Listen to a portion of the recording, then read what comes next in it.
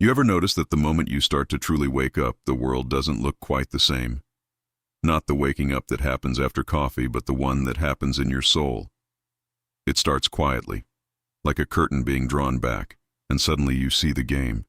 You see how much of life is a story you've been told, and how much you've been asleep inside it. It's beautiful, yes, but it's also lonely, because once you've seen the truth, you can't unsee it. And here's the strange thing no one tells you. Once you wake up, there are things you simply can't share. Not because you're hiding anything, but because truth doesn't fit into words. Try pouring the ocean into a teacup. It just spills over. When people first wake up, they want to tell everyone. They want to shout, "I've seen it. It's all right here." They want to grab their friends and shake them awake. But what happens? The people they love just stare back with confusion. They nod. They smile politely. But deep down, they think you've gone a little strange. Because awakening isn't an idea. It's not a sentence that can be passed from one person to another. It is like trying to describe the taste of rain to someone who has never felt water on their skin. Words can point, but they can't carry the feeling. I once knew a man who had what you might call a moment of awakening. He was walking through his garden when suddenly everything felt transparent. There was no him walking, just walking itself. No gardener and no garden, just life, flowing. He rushed to tell his wife, overflowing with joy. And she said, "That's nice, dear. Don't forget to take out the trash." It broke him for a second. How could she not see? But she couldn't, because it wasn't her experience. And that's the first lesson of awakening. What is seen cannot be spoken.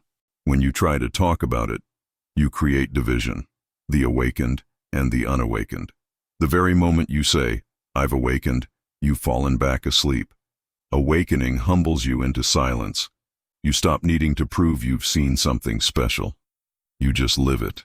You move through the world quietly, like a candle in a dark room, not shouting about your light, just being light.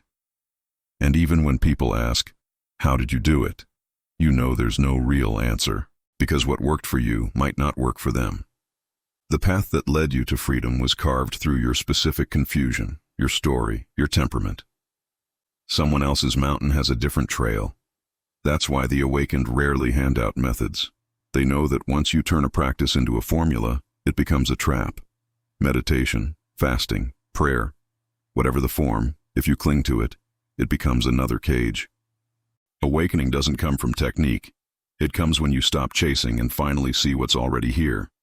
There was once a student who told his master, "I've meditated for 5 years and still no awakening." The master laughed and said, "Then stop meditating." The student froze. "But you told me to meditate." "Yes," said the master, "and now I'm telling you to stop." Because even meditation can become an addiction, the addiction to seeking.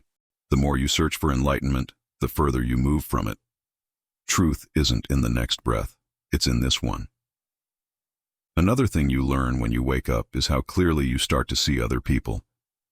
You can read their pain, their fear, their masks. You see through the roles they play, the stories they cling to. And you want to help. You want to say, "Hey, I see why you're suffering. You're holding on to something that isn't real." But that's another trap. Because when you try to pull someone out of their illusion before they're ready, you don't free them, you frighten them. It's like cutting open a cocoon because you want to help the butterfly emerge. Without the struggle, its wings never strengthen. So you wait. You love them quietly.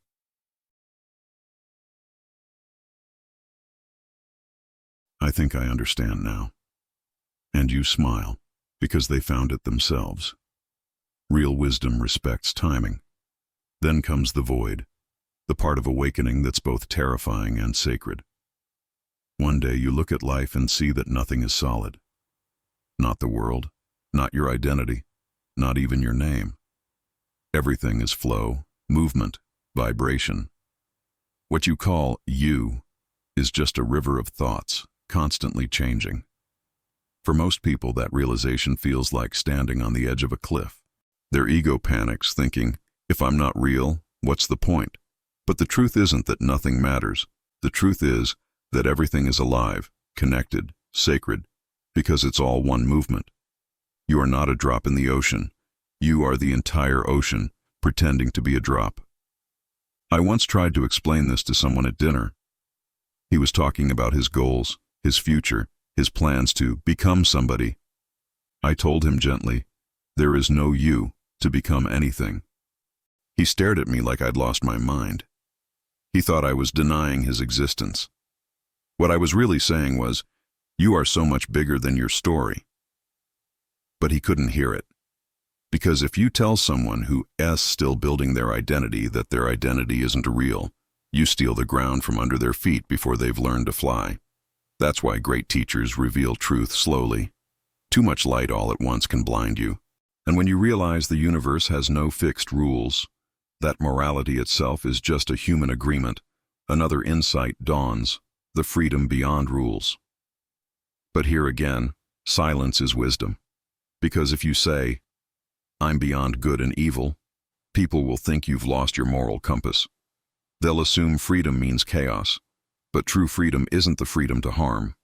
When you see clearly, you realize that hurting anyone else is just hurting yourself. There's no separation. The wise don't obey rules because they fear punishment.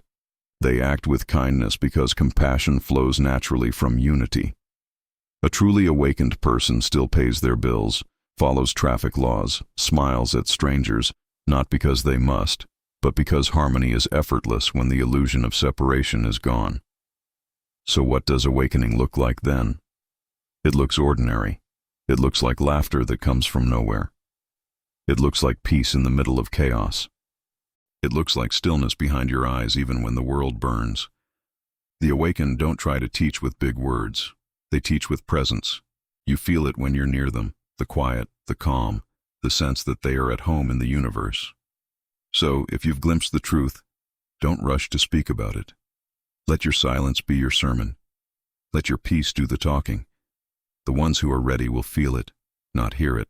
And when they ask, you can smile and say, I didn't find anything. I just stopped looking. We are not here to convert, to convince, or to preach. We are here to live awake.